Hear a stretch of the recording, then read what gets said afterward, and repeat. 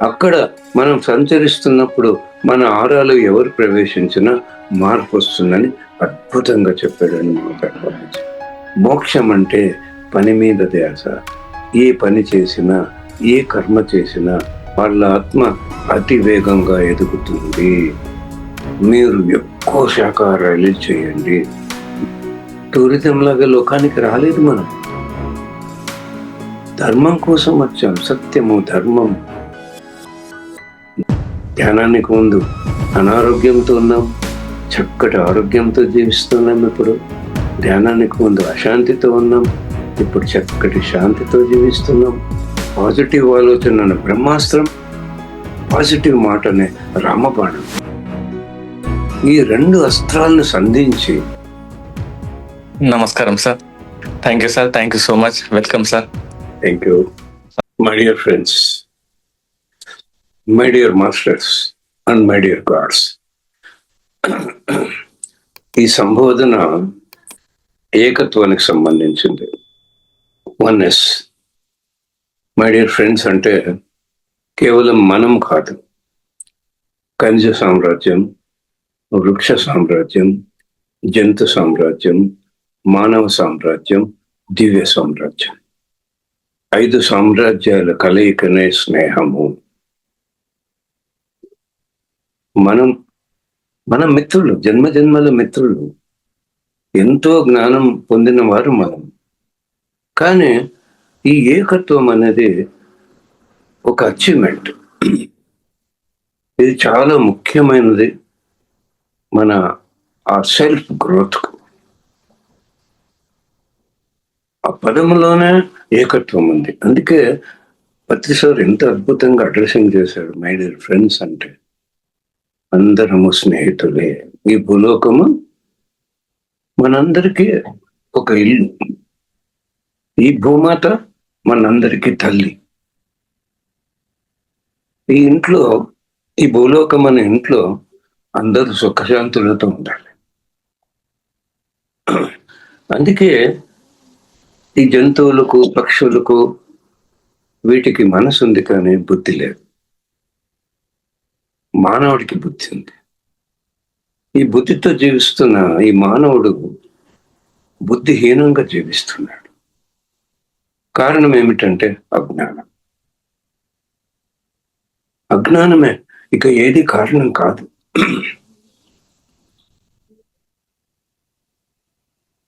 మానవుడు మానవుడిగా జీవించటం లేదు. ఒక క్రూర జంతువుగా జీవిస్తున్నాడు. రాక్షసుడైపోయాడు. ఆ క్రూరత్వం, ఆ రాక్షసత్వం కారణము అజ్ఞానం. తల్లిదండ్రులు వాళ్ళకు తెలియని అజ్ఞానంతో పిల్లలకు అలవాటు చేశారు మాంసాలు. అసలు మాంసము అనేది ఆహారం కానే కాదు. దాన్ని ఈస్ట్, గోదావరి, వెస్ట్ గోదావరి ఆ సైడ్ ఏమంటారంటే నీచు మానేసామండి అంటారు. మాంసాహారం మానేసామంటారు వాళ్ళు. అంటే నీచు, అది నీచు, ఆహారం కాదు. దాన్ని ఆహారం అనడమే పెద్ద అజ్ఞానం. తినకూడని పదార్థం అది. పుట్టినవన్నీ మాంసాహారం, పండినవన్నీ శాకాహారం. ఆ పదాల్లోనే వ్యత్యాసం ఉంది. ఒక వేరు నుండి, విత్తనం నుండి ఏదైతే పండుతుందో దాన్ని శాకాహారం అన్నారు. అందుకే మష్రూమ్స్ కూడా ఫంగస్, బ్యాక్టీరియా నుంచి అవి పుడతాయి. అందుకే పుట్ట గొడుగులు అంటారు. పుట్టిన గొడుగులు, పండిన గొడుగులు అనరు. ఏదైనా పండాలి, ఆ పండే తినాలి. దాన్ని పంట పండిందిరా అంటారు. ఎంత అర్థముందో ఆ వాక్యములో. ఎప్పుడు పండుతుంది పంట?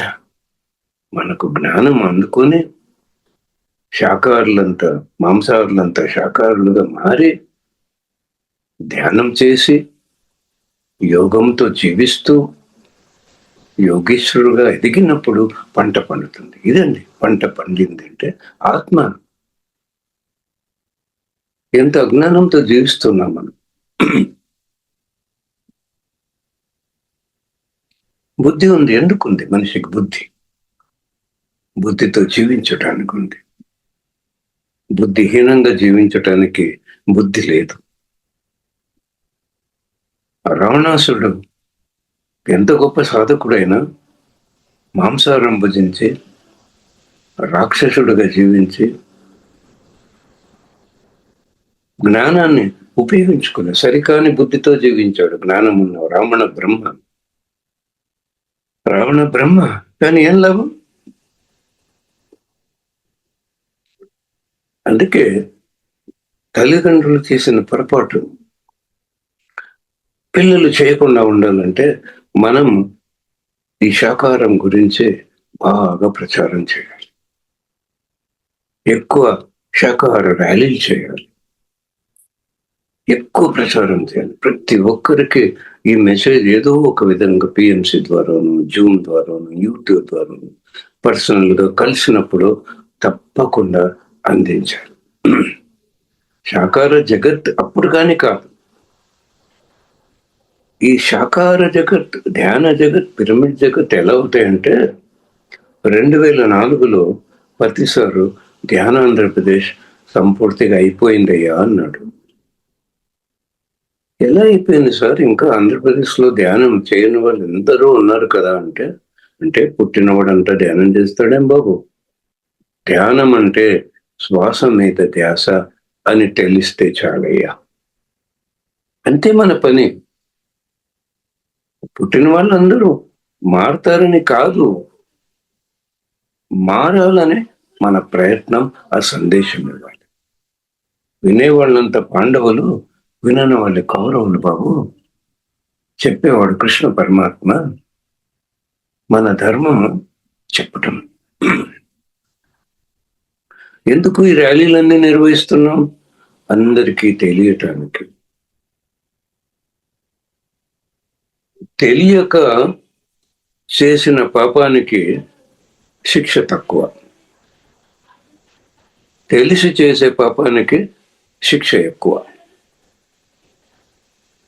తెలపాలి. జీవహింస మహాపాపము, అహింస పరమధర్మము. ఇది మన ధర్మము తెలపటం.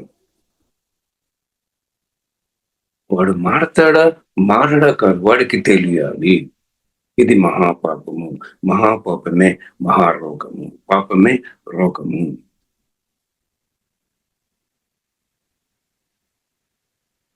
హోస్పేట్లో వెంకటేశ్వర్ మన మాస్టర్, పిరమిడ్ మాస్టర్ ఉన్నాడు. ఆయనకు మాస్టర్స్ ఛానలింగ్ అవుతాడు. నేనున్నప్పుడు మహావతార్ బాబాజీ ఛానలింగ్ అయ్యాడు. ఛానలింగ్ అయ్యి ఏం మెసేజ్ ఇచ్చాడంటే, శాకాహార ర్యాలీలు ఎవరు నిర్వహిస్తారో, దానికి ఉత్సాహపరుస్తారో, దాంట్లో పాల్గొంటారో, దానికి ఏ విధంగా సహకరిస్తారో వాళ్ళ ఆత్మ అతి వేగంగా ఎదుగుతుంది. మీరు ఎక్కువ శాకాహార ర్యాలీలు చేయండి. దీనికి సంఖ్యతో సంబంధం లేదు, 4 వ్యక్తులు కూడా కలిసి చేయవచ్చు అన్నాడు.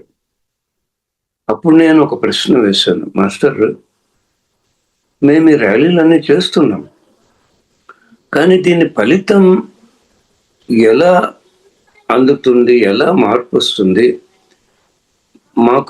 మాకు బాగా తెలియాలి మాస్టర్. ఇంకా ఉత్సాహంగా మేము చెప్పగలమంటే, ఎందుకంటే చాలా మంది మన మాస్టర్లే ఊరికే మనం అలా స్లోగన్స్ హరిస్తే, ప్యాంప్లెట్లు పంచితే మారిపోతారా అనే ప్రశ్న బయటికి చెప్పకపోయినా లోపల చాలా మందికి ఉందండి. దానికి ఆ క్లారిఫికేషన్ ఎంత అద్భుతంగా ఇచ్చాడంటే మహావతార్ బాబాజీ. మనం ఆ ప్లే కార్డ్స్ పట్టుకుని వెళ్తాం కదా, ఆ అక్షరాల్లో నుండి ఎనర్జీ అక్కడున్న అందరి కళ్ళలో ప్రవేశించి వాళ్ళలో మార్పు వస్తుంది. మన స్లోగన్స్, పాటల యొక్క శబ్దం అందరి చెవులలో ప్రవేశించి అక్కడ అందరికి మార్పు వస్తుంది. ఆ ప్యాంప్లెట్ తాకిన, చదివిన వారిలో మార్పు వస్తుంది. అక్కడ మనం సంచరిస్తున్నప్పుడు మన ఆరాలు ఎవరు ప్రవేశించినా మార్పు వస్తుందని అద్భుతంగా చెప్పాడని మహావతార్ బాబాజీ. నేనే గమనిస్తున్నా 1997లో ధ్యానం చేయమన్నా ఎవరు వినేవాళ్ళు కాదు. మాంసాహారం తినేవాళ్ళు తల ఎత్తి తింటామండి అనేవాళ్ళు. ఈరోజు తల దించి అవును తింటున్నాం అంటే ఒప్పుకుంటున్నారండి. ఇది తినరాని పదార్థం కానీ వదలలేక తింటున్నారు. మనసు అంత ప్రలోభ పెడుతుంది తినాలని. అందుకే ఇది మన ధర్మం. నెల్లూరులో పవన్ అని ఒక మాస్టర్ ఉండేవాడు. ఆయన ఇప్పుడు లేడు శరీరంతో. నెల్లూరులో ఒక మారుతి వ్యాన్లో పాటలు, స్లోగన్స్ వస్తూనే ఉంటాయి. ధ్యాన మాంసాహారం తినరాదు ఇట్లా దాని గురించి అద్భుతంగా రికార్డ్ చేశారు. ఆ వ్యాన్ ముందు 4 వ్యక్తులు ప్రతిరోజు ఉదయం 7 నుంచి 9 గంటలకు ఒక్కొక్క వీధికి వెళ్ళి వీధి వీధి ఇంటి ఇంటికి ప్యాంప్లెట్ అందించి ప్రచారం చేశారు. నిజంగా ఆ మహానుభావుడు ఈరోజు లేడు కానీ నన్ను కూడా తీసుకెళ్ళాడు. ఒకరోజు నేను నెల్లూరుకి వెళ్తే నాకు చాలా హ్యాపీ అనిపించింది. ఇంత అద్భుతంగా ఇలా కూడా చేస్తున్నారు కదా అని. ఈ ఒక్క పని చేశారనుకోండి, ఆత్మ ఎంత వేగంగా ఎదుగుతుందో ఎవ్వరు చెప్పలేరండి. ఏముందండి 4 వ్యక్తులు ఇప్పుడు ఏమున్నాయి, ఇక గొంతు మెడకు తగిలించుకున్న చిన్న స్పీకర్లు వచ్చేసాయి.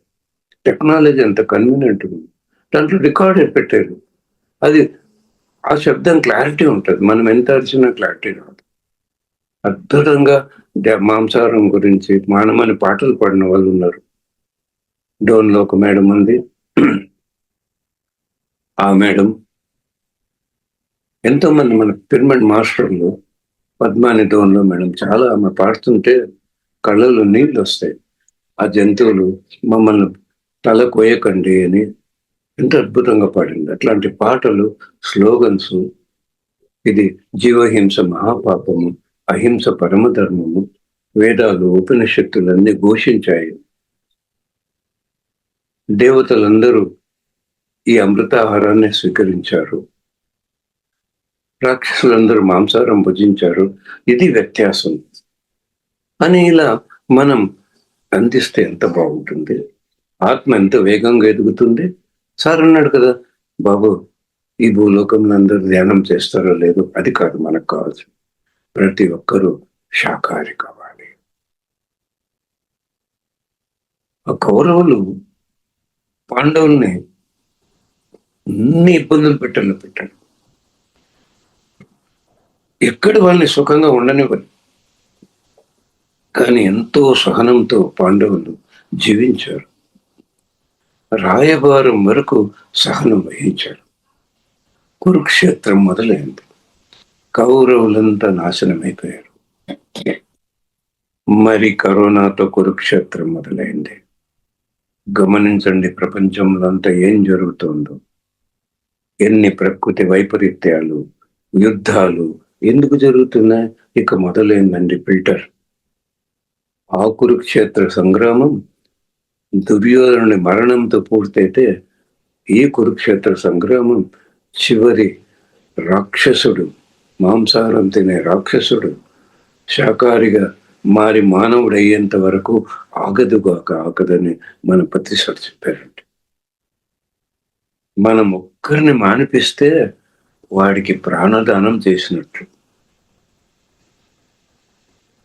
మనమంత సంపూర్ణమైన నమ్మకంతో వినడు అనే పదమే మాట్లాడకూడదండి. మనం చెబుతూ వెళ్ళాలి. మన నోటి నుండి మానరు, వినరు అని మాట, ఆలోచన రానివ్వకూడదు. ఎందుకంటే ఒకసారి భువనేశ్వర్లో ఒక 10 మంది ఇలా కూర్చున్నాం పత్రి సార్తో. సార్ అన్నాడు, నెగటివ్ ఆలోచిస్తే ఏమవుతుంది బాబు అన్నాడు. అందరు చెప్పారు, సార్ నెగటివే అవుతుంది. మనందరికీ అంత మాత్రమే తెలుసు. సార్ అన్నాడు, అది కాదు బాబు, ఒక ముళ్ళు శరీరాన్ని గుచ్చుకుంటే ఎంత బాధేస్తుందో శరీరానికి, ఒక నెగటివ్ ఆలోచన ఆత్మకు ముళ్ళు బాబు. ఆ భగవంతుణ్ణి గుచ్చి గుచ్చి గుచ్చి బాధ పెట్టకుండాయా. వీళ్ళు వినరు, మానరు అనే మాట ఏంటది? ఆత్మకు గుచ్చుతుందండి. నీకు నోరుంది, నువ్వు చెప్పు నీ ధర్మం. నీకు మనసుంది, నువ్వు సరైన సంకల్పం వదులు ధర్మం. అంతేకాని పాజిటివ్ ఆలోచన బ్రహ్మాస్త్రాన్ని వదులు. ఒక నెగిటివ్ మాట, ఒక రాయి, ఈ హృదయం మొత్తం ముక్కలైపోతుంది బాబు. హృదయం అలా ముక్కలు చేయకూడదు హృదయాన్ని. అదే పాజిటివ్ మాట రామబాణం. చూడండి, మనకు 2 అస్త్రాలు ఉన్నాయి. పాజిటివ్ ఆలోచన అనే బ్రహ్మాస్త్రం, పాజిటివ్ మాట అనే రామబాణం. ఈ 2 అస్త్రాలను సంధించడానికే మనకు శక్తి, జ్ఞానము చాలా అవసరం. మైక్ ఉందనుకోండి, పవర్ లేకుండా పనిచేస్తుందా మైకు? చేయదండి. మైక్ ఉంది, పవర్ ఉన్నా మాట్లాడే జ్ఞానం లేనప్పుడు మైక్ ఏం పనికి వస్తుందండి? అజ్ఞానం మాట్లాడడానికే. మరి 2 ఆయుధాలని చక్కగా ఉపయోగించుకున్న జ్ఞానం మన గురువు మనకిచ్చాడు. నేను ఒక సంకల్పం సృష్టించాను. ఈ దృష్టి ఎవరి మీద పడినా, ఈ శబ్దము ఎవరు విన్నా, ఈ చేతి స్పర్శ ఎవరిని తాకినా, ఈ చేతి ద్వారా ఎవరేమి స్వీకరించిన, ఈ ఆరాలో ఎవరు ప్రవేశించిన, పంచభూతాలను ఎవరు ఉపయోగించుకున్నా వారందరూ శాకారులుగా మారాలి, ధ్యాన యోగులుగా ఎదగాలి, పత్రిసారి సంకల్పానికి ఉపయోగపడాలని ఒక అస్త్రాన్ని వదిలేనండి నేను. ఒక 5-6 ఏళ్ళ కిందట జానపాడు అనే ఒక ఊరికి వెళ్ళాను. పిడుగురాళ్ళ దగ్గర ఉంటుందండి, గుంటూరు జిల్లా.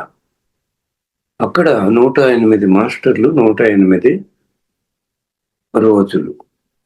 సాయంకాలం 5:30-6 గంటలకు ఒక చుట్టుపక్కల పల్లెవాసులందరూ 300-400 మంది రోజు ఒక మాస్టర్ క్లాస్ చెప్తారు. నాది 66వ రోజు. నేను క్లాస్ చెప్పాను. సత్యవతి అని ఒక మేడం గారు ఉన్నారు అక్కడ. ఆ మేడం గారు అరేంజ్ చేశారు. వాళ్ళ ఇంటికి వెళ్ళాను. రాత్రి 8 గంటలు, 8:30 అయింది. చైర్లో కూర్చున్నాను. ఆ మేడం నాన్నగారు ఒక 70 ఏళ్ళు ఉంటే ఆయన నా దగ్గరకు వచ్చాడు. సార్, నేను తాగుడు మానేస్తాను, మాంసాహారం మానేస్తాను, ధ్యానం చేస్తానని నా దగ్గర ధ్యానం నేర్చుకుని కూర్చున్నాడు. ధ్యానంలో కూర్చున్నాడు. ఆ మేడం అంతా గమనిస్తూ తర్వాత అనింది, సార్ 65 మంది మాస్టర్లతో నిన్నటి వరకు చెప్పించాను, మా నాన్న మారలేదు సార్. మీరు ఏమీ చెప్పలేదు కదా సార్, మా నాన్న మారిపోయాడంటే. అప్పుడు ఓ, ఈ అస్త్రం ఇంత అద్భుతంగా పనిచేసిందని. చూడండి, ఎందుకు జగత్ కళ్యాణానికి, జగశాంతికి విడుదల చేసే అస్త్రాలకు ఎంత బలం ఉంటుందండి. ఆ జగత్తంతా సహకరించగా ఆ ఎనర్జీ, ఆ చైతన్యం, ఆ భూమాతకు ఎంత ఆనందం, ఆ ప్రకృతి మాతకు ఎంత ఆనందం. తన బిడ్డల్ని ప్రేమతో చూసుకోవాలని కోరుకోదా తల్లి? సర్వనాశనం చేసేస్తున్నారు. జ్ఞానం కావాలి. ఒకసారి తుంబుడు తీర్థం వెళ్ళాం, పత్రిసారితో మేము. అలా అందరూ కలుసుకుని సాంగత్యం చేస్తూ అలా వెళ్తూ ఉంటాం కదండి, గ్రూపులుగా. నాతో పాటు ఒక 40-50 మంది ఉన్నారు. అలా సాంగత్యం చేస్తూ ఒక మామిడి వృక్షం. నేనన్నా, ఈ వృక్షం కింద మనం కూర్చున్నాం. నేనన్నా, ఎప్పుడైనా వృక్షాన్ని పట్టుకుని ధ్యానం చేశారు అంటే చేయలేదు సార్. అంటే మీరందరూ వృక్షాన్ని పట్టుకుని ధ్యానం చేయండి, మీ అనుభవాలు చెప్పండి. చాలా పెద్ద మహావృక్షం అండి. ఇలా చేతులు కలిపితే 10 చేతులు కలిపిన వృక్షాన్ని కవర్ చేయలేవు. అంత వృద్ధ వృక్షం, దాని కాండం. ఆ చెట్టు కింద కూర్చున్నాం, ఆ మామిడికాయలు తెంపుకొని తిన్నాం, సేద తీర్చుకున్నాం. అందరూ చెప్పారు ఒకటే అనుభవం, సార్ ప్రవహించే నీరు కనిపించింది సార్. అంటే నేనన్నాను, అందరికీ ఒకటే అనుభవం అండి, నాకు ఇంతవరకు ఏం కనపడలేదు. నేను కూడా ఈ వృక్షాన్ని కౌగిలించుకుని ధ్యానం చేసి నా అనుభవం మీతో పంచుకుంటానని కళ్ళు మూసుకొని ఆ వృక్షాన్ని అలా ఆలింగనం చేసుకుని కళ్ళు మూసుకుంటే నాలో ఒక ప్రశ్న వచ్చింది. ఆ వృక్షాన్ని అడుగుతున్నా, మాస్టర్, మిమ్మల్ని పట్టుకుని ధ్యానం చేస్తే అందరికీ ఒకటే అనుభవం, ప్రవహించే నీరు కనిపించిందని చెప్పారు.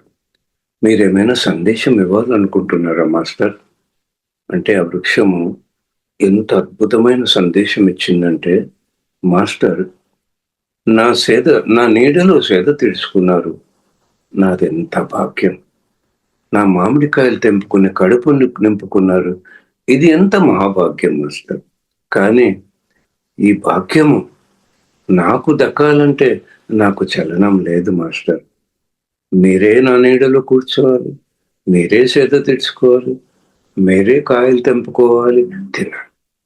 ఆ నీటిది ఎంత అదృష్టం మాస్టర్. అది ప్రవహించి ప్రవహించి కోట్లాది ప్రజలకు దాహం తీరుస్తుంది. ప్రవహించి ప్రవహించి కోట్లాది ప్రజలకు పంటకు ఉపయోగపడే ఆహారాన్ని ఇస్తుంది. ప్రవహించి ప్రవహించి కోట్లాది ప్రజలకు కరెంట్ అనే వెలిగిస్తుంది మాస్టర్. నాకు కూడా ఆ నీటి లాంటి చలనం ఉంటే ఈ జగత్తులో ఎవరి ఎండలో బాధపడుతున్నారో వారి వద్దకు వెళ్ళి నేను గొడుగులాగా నీడ పట్టేదాన్ని. ఎవరికి ఆకలిస్తుంటే వారి వద్దకు వెళ్ళి నా పళ్ళను కాయలను అందించి కడుపు నింపేదాన్ని. దిమ్మ తిరిగిపోయిందండి. చలనము లేని వృక్షము ఈ చలనమున్న మానవుడి కోసం ఎంత తాపత్రయపడుతుంటే, ఈ చలనమున్న మానవుడు, బుద్ధితో ఉన్న మానవుడు చెట్లను నరికేసి జంతువుల్ని, చేపల్ని, పక్షుల్ని చంపేసి ఘోరంగా రాక్షసుల్లాగా జీవిస్తున్నాడు. చూసారా ఆ ప్రకృతి ఎంత విలవిలలాడుతుందో, ఆ భూమాత ఎంత తల్లడిల్లిపోతుందో. ఎందుకు మనం వచ్చాం భూలోకానికి? ప్రతి ఒక్కడికి చెప్పాలి ఈ ధర్మం గురించి. మన మిత్రులు, మన అన్నదమ్ములు చంపుతామా? మరి పక్షులు, చేపలు, జంతువులు మన మిత్రులు కాదా? మన సోదరులు కారా వాళ్ళు?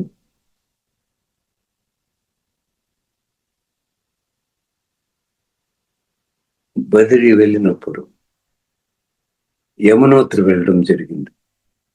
ఆ యమునోత్రిలో ప్రకృతి అద్భుతంగా ఉంటుందండి. హిమాలయ శిఖరాలు దర్శనమిస్తాయి.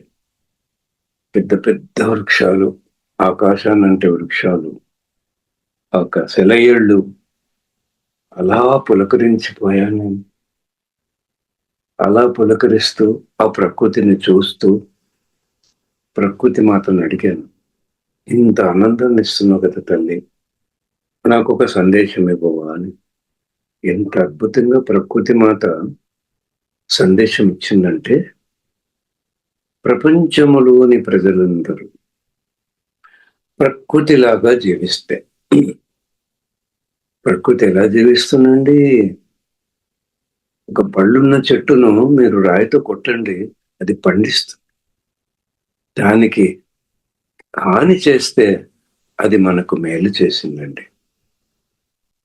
ఆ చెట్టు కొమ్మను నరకండి, అది వంట చెరుకై ఆహారం వండుకొని తినడానికి ఉపయోగపడుతుంది. ఆ చెట్టునే నరికేయండి, పడవై జీవితాంతం మనకు భుక్తినిస్తుంది. ఆ పడవ పాడైపోతే మరి వంట చెరుకుగా కాలి ఉపయోగపడుతుంది. ఆ మిగిలిన ఆ బొగ్గులు కాలిస్తే అవి కూడా ఉపయోగపడతాయి.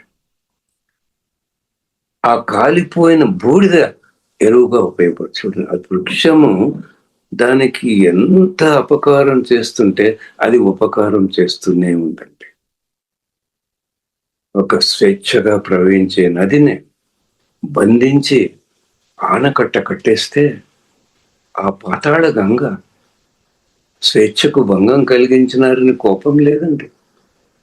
కోట్లాది ప్రజలకు దాహం తీరుస్తుంది, పంటలు పండి ఆహారం అందిస్తుంది, కరెంట్ అయినా వెలిగిస్తుంది కదండి.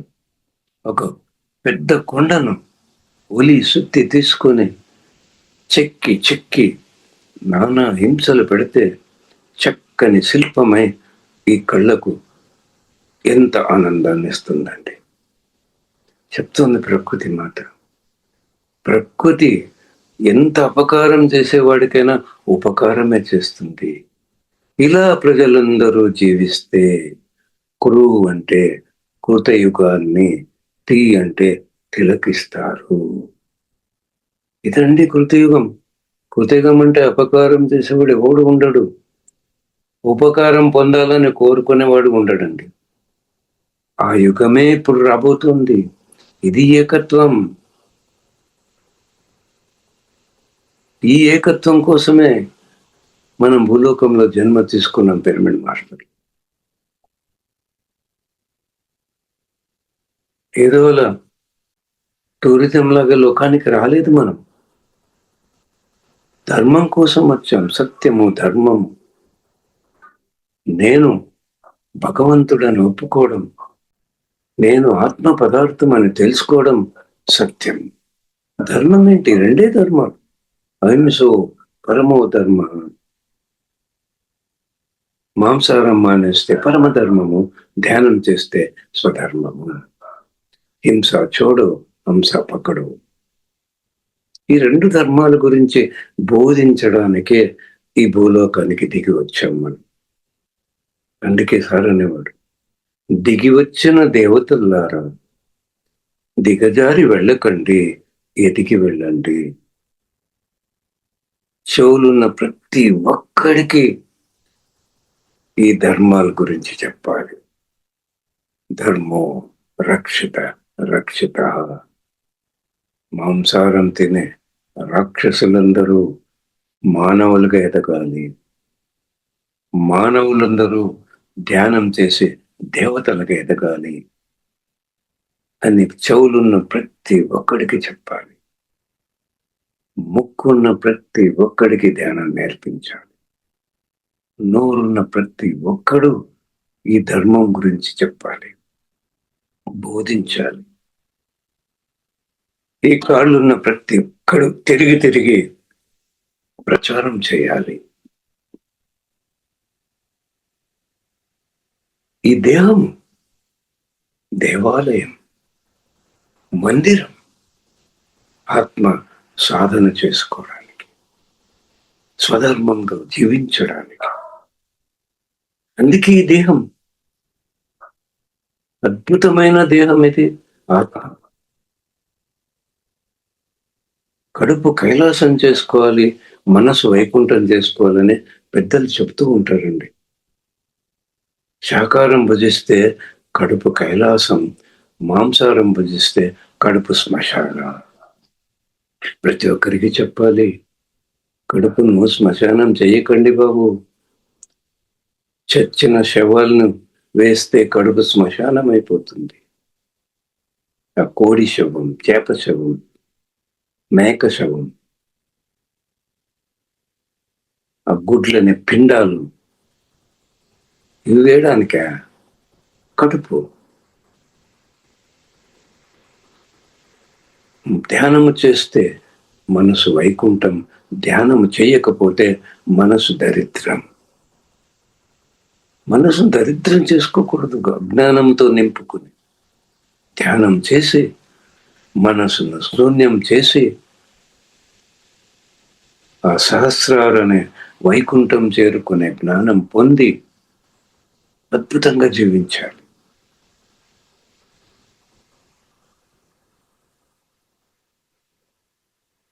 ఈ దేహము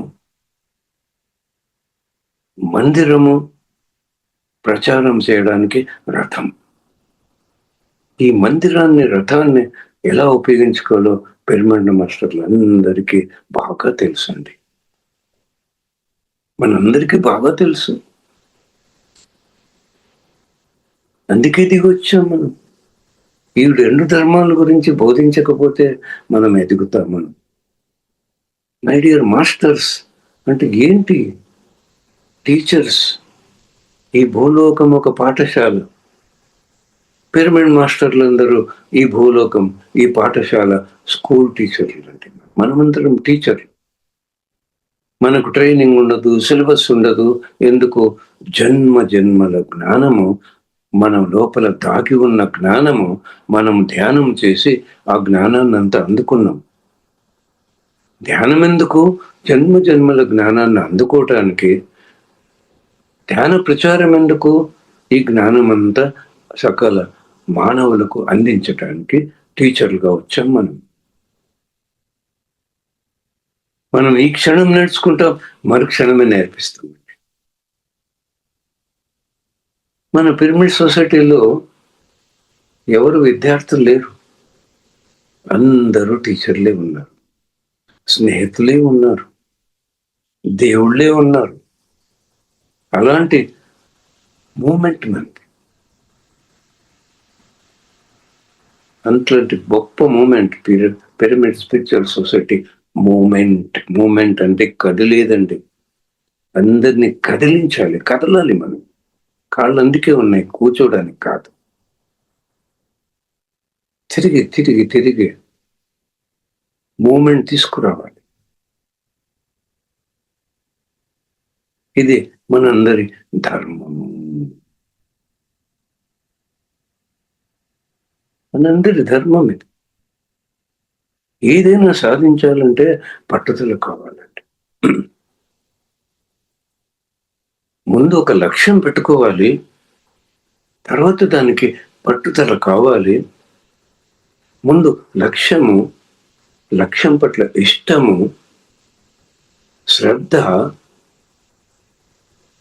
కృషి. అప్పుడు గమ్యం తప్పకుండా చేరుకుంటామండి. మొట్టమొదటి లక్ష్యం సాకార జగత్, ధ్యాన జగత్, పిరమిడ్ జగత్ లక్ష్యం. ఆ లక్ష్యం పట్ల ఇష్టం ఉన్న వాళ్ళు మాత్రమే ఆ పని చేస్తూ ఉంటారు. శ్రద్ధ ఉన్నవాళ్ళు ఇంకా ఒక్క క్షణం కూడా వృధా చేయకుండా ఆ పనిలోనే ఉంటారు. ఎవడైతే క్షణం వృధా చేయకుండా కృషి చేస్తాడో వాడు గమ్యం చేరుకుంటాడండి. ఆ గమ్యమే సహస్రార, ఆ గమ్యమే సత్యలోకము, ఆ గమ్యమే చివరి జన్మ. నేను గోవాకి వెళ్ళాను. ఆ బీచ్లో కూర్చున్నా. సముద్ర భగవాన్ అడిగాను, మాస్టర్ ఒక సందేశం ఇవ్వరా అని. ఎంత అద్భుతంగా సందేశం ఇచ్చారో ఆ సముద్ర భగవానుడు. అంటే ఈ అలల రూపములో తీరాన్ని దాటి ఎంతో దూరం వెళ్ళాలని నా లక్ష్యం. 1000 రెట్ల దూరం వెళ్ళాలని లక్ష్యం. కానీ వెనుతిరిగి రాక తప్పదు. నేను ఏ రోజు కూడా ఆగలేదు. ఎప్పుడైనా అలలు ఆగుతాయంటే ఆగలేదు. నేను ప్రయత్నము చేస్తూ చేస్తూ చేస్తూ ఎన్నిసార్లు వెనక్కి వచ్చినా నిరుత్సాహపడక, నా పట్టుదలను వదలక నేను ప్రవహిస్తూ ప్రవహిస్తూ ప్రవహిస్తూ ఒకానొక రోజు సునామీనై నా లక్ష్యానికి 1000 రెట్లు అధిగమించి నేను చేరుకుంటాను. మీరు కూడా మీ లక్ష్యాన్ని అలాగే ఒకరోజు కూడా ధ్యానం మానకుండా, ధ్యాన ప్రచారం మానకుండా మీరు ప్రయత్నం చేస్తూ చేస్తూ చేస్తూ చేస్తూ పోతే మీరు కూడా ధ్యాన సునామీ అయి మీ గురువు గారి సంకల్పం శాకాహార జగత్, ధ్యాన జగత్, పిరమిడ్ జగత్ సంపూర్తిగా ముగిస్తారు. అందరికీ తెలియాలి మాంసాహారం మానేయాలి, అందరికీ తెలియాలా ధ్యానం ఎలా చేయాలి, అందరికీ తెలియాలా పిరమిడ్ల శక్తి ఎంత అద్భుతంగా ఉపయోగించుకోవాలో, అది ఎంత గొప్పదో. ఇదే మన లక్ష్యం. మారతారా మారరా మనకు సంబంధం లేదు. వాడే వెళ్ళిపోతాడు. కౌరవులంత సర్వనాశనమయ్యారు కదా, తప్పదు కదా. ఏదో తాత్కాలికంగా తిని మజా చేస్తాం అనుకోవటం కాదు కదా. తప్పదు, ఎదుర్కోవాలి. కురుక్షేత్రం మొదలైంది.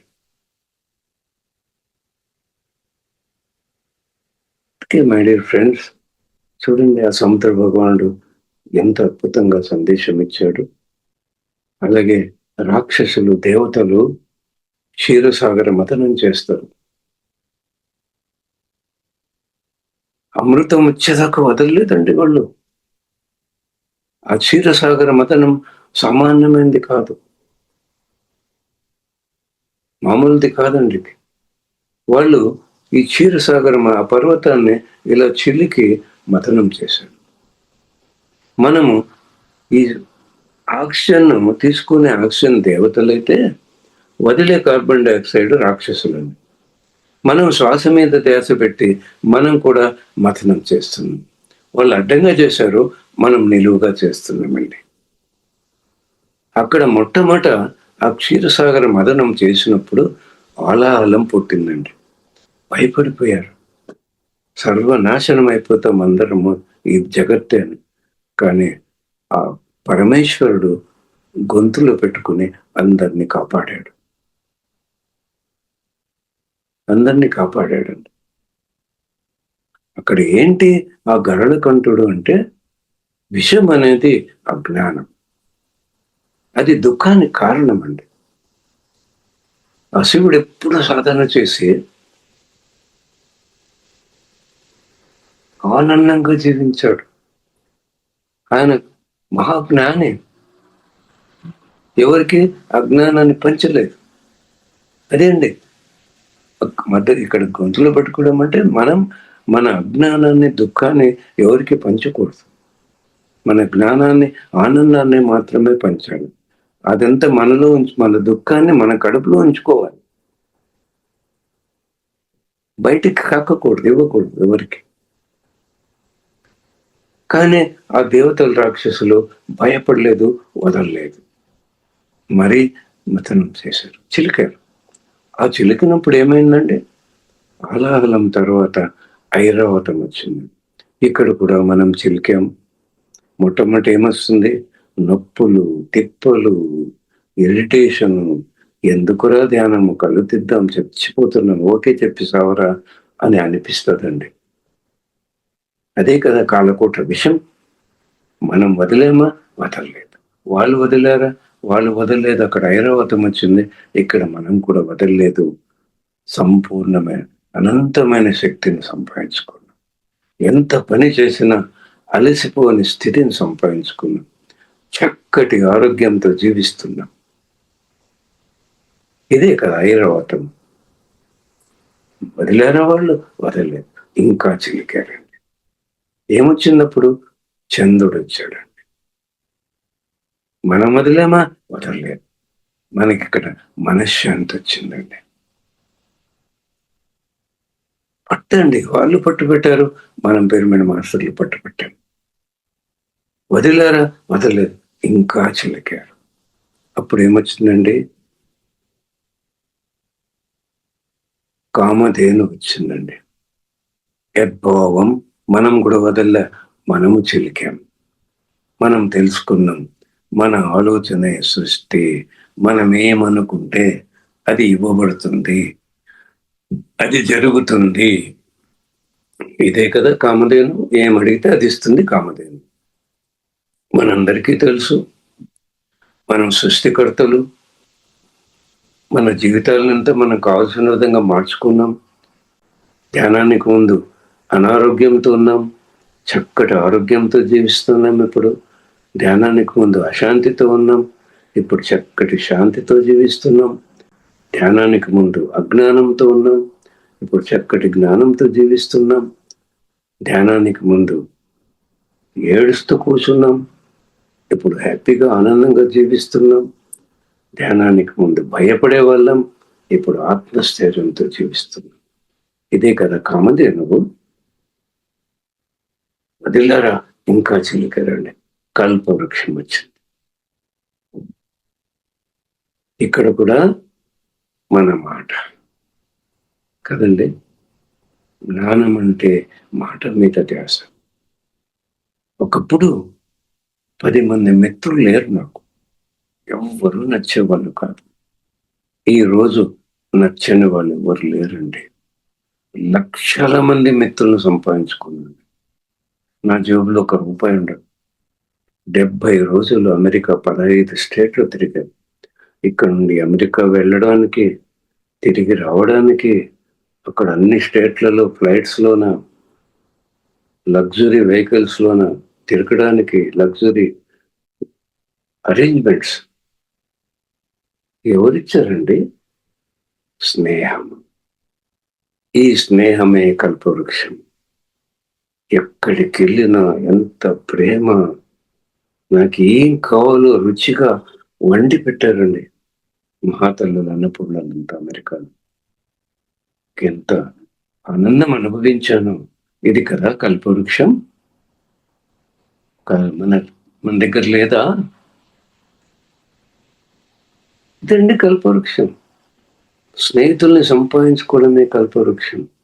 ఈ శరీరం వదిలాక పైలోకానికి వెళ్తే అక్కడ మాస్టర్లు ఇలా చూపిస్తారంట కంటి చూపుతో. నువ్వు సంపాదించుకున్న అకౌంట్ అంతా వదిలేసి వచ్చావురా, ఇల్లు తీసుకురాలేదు, బంగారం ఏం తేలా, ఇక్కడ ఒక అకౌంట్ ఉంది చూడు అంటే ఏముంటుందండి? ధ్యానం ప్రచారం చేసి ఎంతమంది స్నేహితులు సంపాదించుకుంటామో ఆ అకౌంట్ అక్కడ ఉంటుందండి. మరి ఈ మాట ఎంత గొప్పదండి. ఎంతమంది మిత్రుల్ని అందించింది ఈ జగత్తులో. ఎక్కడికి వెళ్ళినా వైభోగమే కదా. వదిలారా ఇంకా చిలికారండి. అష్టలక్ష్ములు వచ్చారండి. ఇక్కడ మనము వదిలామా, మనము చిలికాం. అష్టసిద్ధులు వచ్చాయి. అణిమ, లగిమ, గరిమ, మహిమ, ప్రాప్తి, ప్రకామ్య, ఈశత్వ, వశిత్వ. వదిలారా ఇంకా. అప్పుడు చివరకు అమృతం వచ్చింది. మనము వదిలామా, మనము చిలికామండి. మృతము లేదు, మరణము లేదు అని అంగీకరించాం, తెలుసుకున్నాం. ఇదే అమృతము. ఇదండి పట్టుదల. ఎలా పట్టుబట్టాలి? మనం ఏదో భాగవతము సీరియల్ చూస్తున్నప్పుడు నాలో అప్పుడు అనిపించింది, ఏం ఇక్కడ మనకు సందేశం ఏంటి, ఏం తెలుసుకోవాలా అన్నప్పుడు నాకు ఈ జ్ఞానం అంతా అందిందండి. అందుకే my dear friends, my dear masters, my dear God's, ఎవరండి దేవుళ్ళు?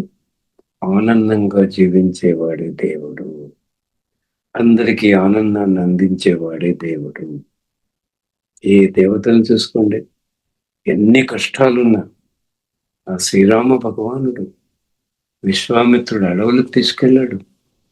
చిన్నతనంలో గురుకులం నుంచి వచ్చి ఆ రాజవైభోగం కుటుంబంతో అనుభవించే సమయంలో అడవులకు తీసుకెళ్ళాడు విశ్వామిత్రుడు. పంపక తప్పలేదు దశరథ మహారాజు. ఏం శాపం ఇస్తాడు? తిరిగి వచ్చాడు రామలక్ష్మణుడు. రాజవైభోగం దక్కింద వనవాసం. ఆ వనవాసంలో సీతామాతను ఎత్తుకెళ్ళాడు రావణాసుడు. పట్టాభిషేకం జరిగింది. సీతామాత రాముడిని వదిలేను. ఎక్కడన్నా ఏడ్చాడని? ఎంత ఆనందంగా తెలుసు ఆయనకు. నేను అంత కోరుకున్న నా జీవితమే ఇది అని శ్రీరామ భగవానుడికి తెలుసు. మహాజ్ఞాని. ఎవరి వాస్తవానికి వాళ్ళే కారకులన్న జ్ఞానం తెలుసు ఆ ముగ్గురికి. వాళ్ళు ఏడవలేదు, సెలబ్రేట్ చేసుకున్నారు. ఆ 14 ఏళ్ళు వనవాసాన్ని ధ్యాన సాధనకు, ఋషుల సాంగత్యానికి ఉపయోగించుకొని దేవుళ్ళు అయ్యారు. అందుకే వారిని ఎవరిని మర్చిపోతారు? దేవతలను మర్చిపోతారు. ధర్మానికి ప్రతీకలు అయ్యారు వాళ్ళు. మరి మనం కూడా అదే కదా. ఒక addressing my dear friends, my dear master, my dear God's అనే ఆ వాక్యంలో మన గురువు గారు ఎంత జ్ఞానాన్ని అందించారు. వేదాలు చదివిన అర్థం కాలేదు, ఉపనిషత్తులు వచ్చాయి. ఉపనిషత్తులు చదివితే అర్థం కాలేదు, 'భగవద్గీత' వచ్చింది. భగవద్గీత చదివితే అర్థం కాలేదు, పత్రి సార్ వచ్చాడు. ఆ బ్రహ్మ జ్ఞానాన్ని చిన్ని చిన్ని పదాలతో మనస, వాచ, కర్మణ త్రికరణ శుద్ధి ఎలా ఉండాలి, ధ్యానం అంటే శ్వాస మీద ధ్యాస. కళ్ళు మూసినప్పుడు శ్వాసను గమనించి మనసును ఆపేసి ధ్యాన యోగంలో ఉండు. మోక్షం అంటే పని మీద ధ్యాస. ఏ పని చేసినా, ఏ కర్మ చేసినా ఆ పని మీద ధ్యాస పెట్టి దేహాన్ని మనసును ఒక్కటిగా చేసి దాంట్లో లయమై జీవించు. జ్ఞానం అంటే మాట మీద ధ్యాస. నాలుక మీద ఏ మాట వస్తుందో ఎరుక. మాట మాట్లాడాల వద్ద విచక్షణ. నోరు జారిందా గోవింద. బొగ్గు లాంటి మాట బొగ్గు లాంటి వ్రాత. బంగారం లాంటి మాట బంగారం లాంటి వ్రాత. వజ్రం లాంటి మాట వజ్రం లాంటి వ్రాత. ఆ హిట్లర్ మాటలు బొగ్గు లాంటి మాటలు. ఆ ట్రంప్ మాటలు బొగ్గు లాంటి మాటలు. లక్షల మంది మరణానికి కారణం చేస్తాయి. మహాత్మా గాంధీ మాటలు బంగారం లాంటివి. ఈ దేశానికి స్వాతంత్రం తెచ్చిపెట్టాయి. మన గురువు గారు పత్తిసారి మాటలు వజ్రం లాంటి మాట. మనందరినీ మిత్రులు చేశాయి ఈ మాట. చూసారా? మనస, వాచ, కర్మణ. మనసు శూన్యంగా ఉండాలి, వాక్కు శుద్ధంగా ఉండాలి, కర్మలో సకల జీవ ప్రాణి కోటి పట్ల ఒకటే ప్రేమ. అంతటా నేనే ఆ చైతన్యం అని అలా జీవించు. ఇది మనస, వాచ, కర్మణ త్రికరణ శుద్ధితో ఉండి ఏకత్వం. ద్వంద్వాలు లేవు. మంచి లేదు, చెడు లేదు, పాపం లేదు, పుణ్యం లేదు, న్యాయం లేదు, అన్యాయం లేదు. జడ్జి చేసే పని లేదు. తమో గుణములు ఉన్నవాడు కుంభకర్ణలాగా తింటాడు, పడుకుంటాడు. ఆత్మ యొక్క స్థితి అది. రజోగుణ రావణాసుడు చెయ్యరాని పాపాలను చేస్తాడు. ఆత్మ యొక్క స్థితి ఆ గుణం. విభీషణుడు ధర్మం వైపు ఉంటాడు, రాముడు వైపు ఉంటాడు, సాత్వికుడు. ఆంజనేయుడు శుద్ధ సాత్వికుడు. రాముడు ఏం చెప్తే అదే చేస్తాడు. ఆంజనేయుడు అంటే బుద్ధి, రాముడు అంటే ఆత్మ. ఆత్మారాముడు. బుద్ధి ఆత్మకు సంబంధించి.